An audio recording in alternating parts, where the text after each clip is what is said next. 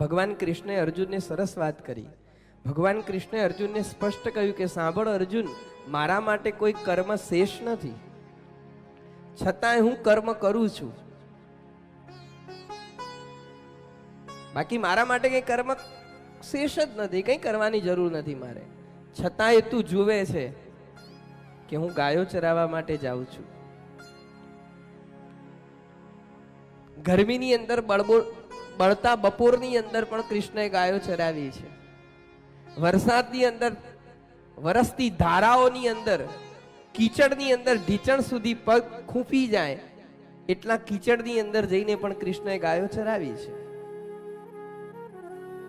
ઠંડીની અંદર ઠૂંઠવાતા એ કૃષ્ણએ ગાયો ચરાવી છે. અર્જુનનો રથ હાંકીને અર્જુનના રથના સારથી બન્યા છે. પાંડવોના દૂત બની અને પ્રસ્તાવ લઈને હસ્તિનાપુર ગયા છે. જેના જીવનમાં કઈ જ કર્મ શેષ નથી, છતાં એ વ્યક્તિ કર્મ કરે છે.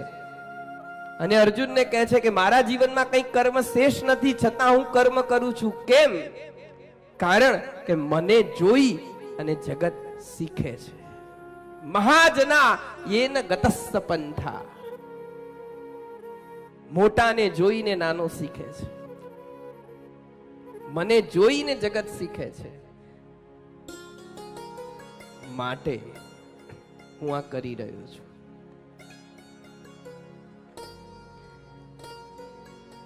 સંત ભગવાન હોય ને કે ગુરુદેવ ભગવાન આપણે લઈએ, સંતોના જીવનમાં કે ગુરુદેવના જીવનની અંદર, બુદ્ધ પુરુષના જીવનમાં પણ આ જ વાત છે. એના જીવનમાં પણ કઈ શેષ કર્મ છે નહીં,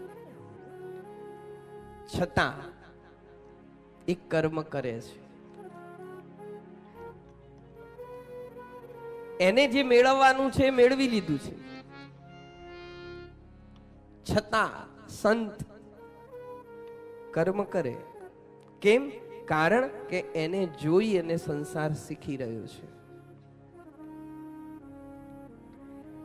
શૌનક ઇત્યાદિ 88,000 ઋષિ મુનિઓએ જ્યારે સૂતજીને પ્રશ્ન કર્યો કે ભગવાન હયાત હોય, ભગવાનની ઉપસ્થિતિ હોય ધરતી ઉપર અવતાર કાર્ય માટે, ત્યારે અવતારીય કાર્યને જોઈને તો સમજી શકાય કે આ કરાય અને આ ન કરાય.